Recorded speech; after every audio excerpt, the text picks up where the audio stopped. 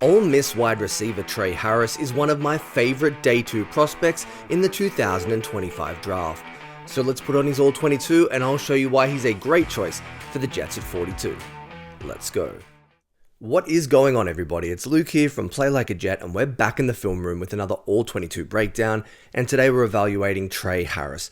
Without a doubt, one of my favorite watches from this cycle, and here's why. He's got such a well-rounded game, and I think his skill set would be a perfect complement to Garrett Wilson. So what do I like about Tre Harris? It starts with his route running. Despite what the analytics say, and we'll get into those numbers, he does a fantastic job of defeating man coverage. To start the video, bottom of your screen, look at Tre Harris just turn this cornerback inside out at the top of the route, separates and gets north-south for a very big gain for Ole Miss.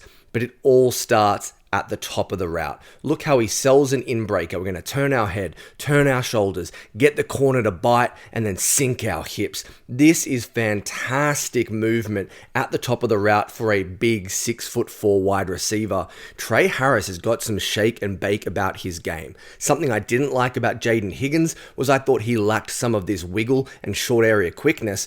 I think Tre has it. Look how he just is able to turn this corner into a spinning top. Just destroys his ankles. Really nice hip sink. What a great way to start the video. But it was so far from a one-off for Harris. On this occasion, he's going to bump into the slot left-hand side of the formation for Ole Miss. Have a look how Harris threatens the corner deep and then just crosses his face. Not only that, we're going to turn it into a house call. He could do enough after the catch to keep you honest, but once again, focus on the route running. Look at this instant separation. It all begins with the release. We're going to give him this long leg. This time it's a slower release. We're going to threaten him down the field. The corner starts to open his hips, bail, get ready to cover vertically down the field, chuck that left leg in the ground and just snap that route across his face. A really good job, clean footwork, and a great plan from Tre Harris. This is something that, when you look at the analytical profile, he shouldn't be able to do. He's 6'2", he's over 200 pounds, and according to the data, he had 28% of targets that were contested. That says he doesn't beat man coverage. It's incorrect. Understand the context. Ole Miss offense asked him to run so many go routes and sit routes. He did it ad nauseum, but when he was asked to run a route to set up a corner, boy could he do it well. And a couple more examples just to really emphasize our point.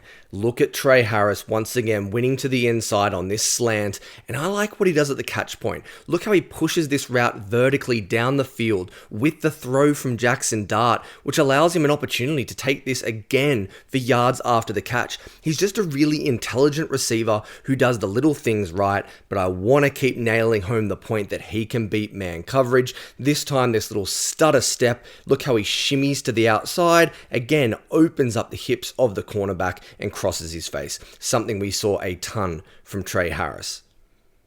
And one more, this is a really fun one. You're going to see him against Wake Forest, left-hand side of the formation, bottom of your screen. Look at this double move. When you give him off coverage, it's way too much space. He is really polished. He is pro-ready, and it all starts with the route running. I really like the hip sink. We talked about it on the first play. Sell that we're going to run the post here and then break it down. Get out of our break. Fantastic work from Tre Harris. But you better believe that this kid can beat you vertically down the field as well and be that deep threat for an offense. And it's not just contested catch situations. Here's a great example. I've circled Harris for you. Look how he wins off the line of scrimmage to the outside, has enough speed to maintain that, and then grabs the over-the-shoulder ball. But it all starts with the release. We're going to give him this shake release to the outside, but look at the body control. We're going to dip our shoulder, duck under the stab of the press corner, and now we are away down the sideline, and he's got enough speed to just stretch you down the field. He has this understanding of what the corner's trying to do, and in turn, how to defeat him. And here's another example for you, going back to that Wake Forest game. The ball doesn't go to him, but when you give him off coverage, look how he eats into the space early, he breaks it down, and he's gone on that double move. He just has a variety of ways to give corners trouble. He ran a ton of sit routes, was able to sink his hips as we've talked about throughout this video, and here's a really nice double move. Tre Harris just gets it. But when the time comes for Harris to go up and grab a contested ball, he can do that with ease. Bottom of your screen, this isn't about the route. I understand it's a blown coverage, but look what happens at the catch point. This is ridiculous. Two guys closing on him. It's an underthrown ball from Jackson Dart. We've got to stop, go back through a defender. We're not trying to draw a flag here. He just goes up and gets this football. Grown man stuff from the 6'2" Ole Miss wide receiver. There was plenty of this on film. You could throw it up to him whether he's covered or not, and 9 times out of 10, that's obviously hyperbolic, he was going to come down with the football. Really nice job. Concentration at the catch point, having to come through that defender. That's really nice. But this example from the same game in 2023 against Texas A&M was even better. Top of your screen, watch Tre Harris just reel in this football. Really good physicality at the top of the route.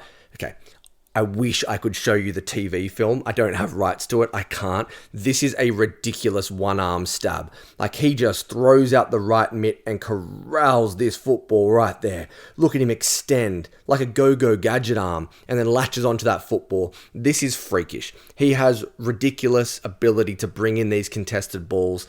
The work at the catch point with the body control was there on film. But again, I like the physicality that I mentioned briefly.